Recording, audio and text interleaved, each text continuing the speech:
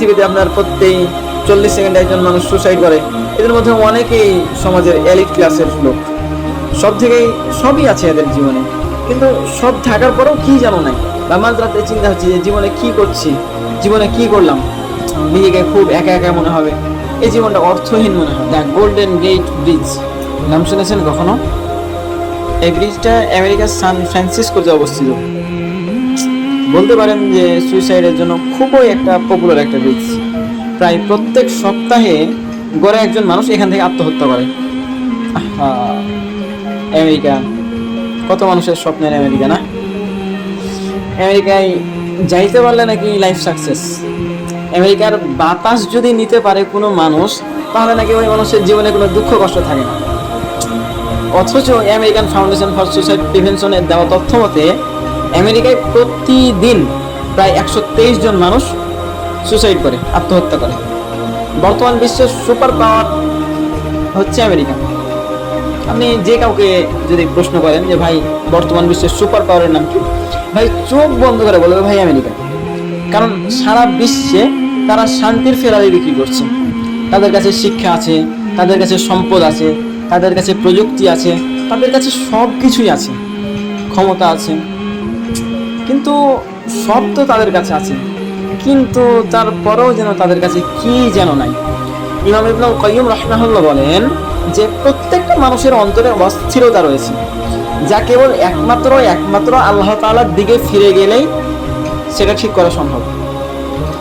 প্রত্যেক মানুষের অন্তরে একটা শূন্যতা রয়েছে, সেটা কেবল আল্লাহ তাআলার কাছে গেলেই সেটা দূর করা সম্ভব। এখন প্রশ্ন হচ্ছে যে এই বাস্তববাদী দুনিয়া আমাদেরকে কি শিখায়?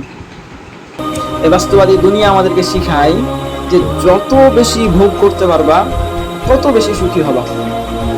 তাই সারাটা জীবন ভোগের পিছনে ছুটতে থাকো। আর সারা জীবন যখন সম্পদের পাহাড় আপনি গড়ে ফেলবেন, আপনার কাছে যখন সব কিছু থাকবে, তখন আপনার মনে হবে সব কিছু জীবন আছে, কিন্তু কি যেন একটা অপূর্ণতা রয়ে গেছে জীবনে। আর এই অপূর্ণতাটা তখনই পূর্ণতা পাবে যখন আপনি আল্লাহ তাআলার কাছে ফিরে যাবেন। আল্লাহর কাছে ফিরে গেলেই আপনার এই পূর্ণতাটা পূরণ হবে। আল্লাহকে ছাড়া এই ক্ষণস্থায়ী দুনিয়ার কোনো শান্তি নেই, এবং এই অপূর্ণতা আপনি কোনো কিছু দিয়েই আপনি পূরণ করতে পারবেন না। আপনি যদি বলেন সুন্দর স্ত্রী দিয়ে, অসম্ভব। আপনি বলেন ডুপ্লেক্স বাড়ি দিয়ে, সম্ভব না। আইফোন বলেন, রোলেক্স বলেন, মার্সিডিজ বলেন, সমস্ত কিছুই হচ্ছে ক্ষণস্থায়ী আনন্দ, একটা মোহ। যেমন আপনার ডুপ্লেক্স বাড়ি নাই, আপনার ইচ্ছা আছে যে একটা ডুপ্লেক্স বাড়ি করব, এই যে আপনার ইচ্ছা আছে, এই যে মোহ আছে, আপনি যতক্ষণ পর্যন্ত ওই বাড়িটা করেননি ততক্ষণ পর্যন্ত আপনার খুব বাড়ি করার শখ। কিন্তু যখনই আপনি বাড়িটা করে ফেললেন, তখনই কিন্তু ওই বাড়ির আর আপনি কোনো ফিলিংস পাবেন।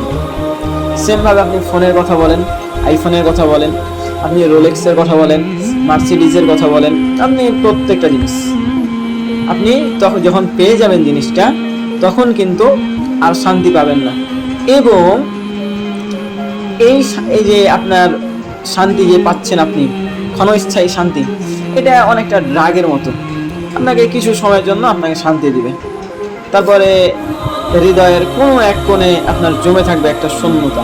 হঠাৎ দেখবেন মাঝরাতে আপনার ঘুম ভেঙে গেল, বা মাঝরাতে চিন্তা হচ্ছে যে জীবনে কি করছি, জীবনে কি করলাম, নিজেকে খুব একা একা মনে হবে, এই জীবনটা অর্থহীন মনে হবে। তাই আমাদেরকে আল্লাহ তাআলার কাছে ফিরতে হবে। এখন কথা হচ্ছে যে আল্লাহ তাআলার কাছে ফিরে গেলে কি এই জীবনটা রূপকথার মতো সুখী হয়ে যাবে? না ভাই, একেবারেই সুখী হবে না, জীবনেও সুখী হবে না। আপনার এই জীবনটা দুঃখ কষ্ট ঘিরে এই জীবনে দুঃখ আছে, কষ্ট আছে, কিন্তু আপনি যদি আপনার রবের দিকে ফিরে আসেন, তাহলে আপনি একটা অদৃশ্য একটা শক্তি পেয়ে যাবেন।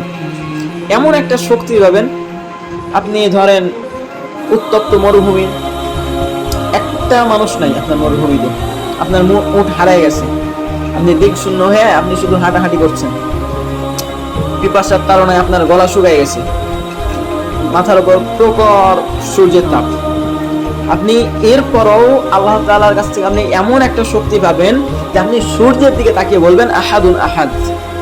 যেমন রাসূল সাল্লাল্লাহু আলাইহি ওয়াসাল্লাম হাদিসে পাকের মধ্যে বলেছেন যে আজাবান লিল আমরিল মুমিন মুমিনের বিষয়টাই হচ্ছে আশ্চর্যজনক। ইন্না আমরাহু কুল্লাহু খায়র, যখন তার সাথে কোনো কিছু ভালো কিছু ঘটে, ওয়ালাইসা যালিকা লি আহাদিন ইল্লা লিল মুমিন, তখন সে কৃতজ্ঞ হয়, আর এটাই তার জন্য উত্তম।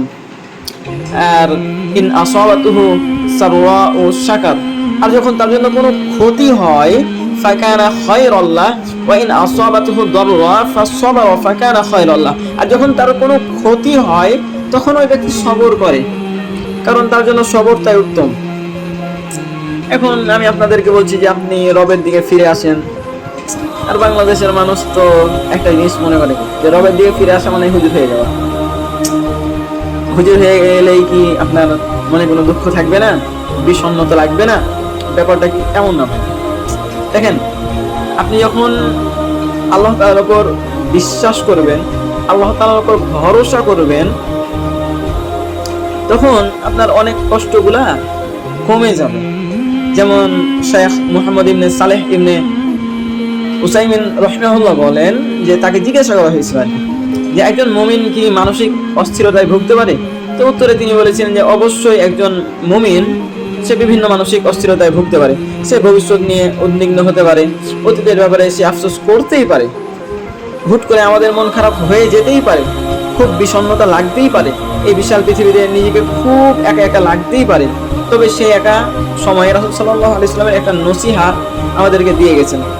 সেই সময় যখন আমরা খুব একা একা ফিল হবে আমাদেরকে, আমাদের মাথার উপর যখন বিভিন্ন চিন্তা ভাবনা আমাদের সামনে চলে আসবে, তখন রাসূল সাল্লাল্লাহু আলাইহি ওয়াসাল্লাম বলেছেন তখন তোমরা দোয়া করো। আল্লাহ রাসূল সাল্লাল্লাহু আলাইহি ওয়াসাল্লাম একটা দোয়া করে গেছেন যে তোমরা আল্লাহ তাআলার কাছে দোয়া করো, যদি তোমরা আল্লাহ তাআলার কাছে দোয়া করো তাহলে আল্লাহ তাআলা তোমাদেরকে এই বিষণ্ণতা থেকে দূর করবেন। এখন আবার একটা প্রশ্ন আসছে যে আল্লাহ তাআলার কাছে দোয়া করলে যদি এই বিষণ্ণতা দূর হয়ে যায়, তাহলে মানুষ এত টাকা খরচ করে ডাক্তারের কাছে যায় কেন, চিকিৎসা করায় কেন? এই দোয়া করলেই তো পারে।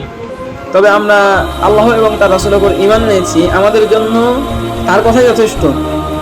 আর যারা সত্যি মন দিয়ে বুঝে বুঝে এই দোয়া পড়েছে এবং এই দোয়া পড়ে, তারা অবশ্যই এই দোয়ার উপকারিতা স্বীকার করবেন। বর্তমান পৃথিবীতে আপনার প্রত্যেক 40 সেকেন্ডে একজন মানুষ সুসাইড করে। এদের মধ্যে অনেকেই সমাজের এলিট ক্লাসের লোক, সবই আছে এদের জীবনে, কিন্তু সব থাকার পরেও কি জানো নাই। আমি আমার অতি ক্ষুদ্র জীবনে কখনো কোনো ইমানদারকে আমি কখনো সুসাইড করতে দেখিনি, এমনকি সুসাইডের কথা তাদের মুখে শুনিও নাই, কারণ তারা আল্লাহ তাআলার উপর ভরসা করে। তাই কখনো তারা কষ্ট পেলে সুসাইড করতে ইচ্ছা করে না। মনে হয় এই জীবন আর কয়দিনের, একদিন তো ক্লাস কিন্তু শেষ হয়েই যাবে, একদিন তো বিশ্রাম নেব। আমরা আল্লাহর কাছে চাই যেন উনি সেই দিনটা আমাদের দুই জীবনে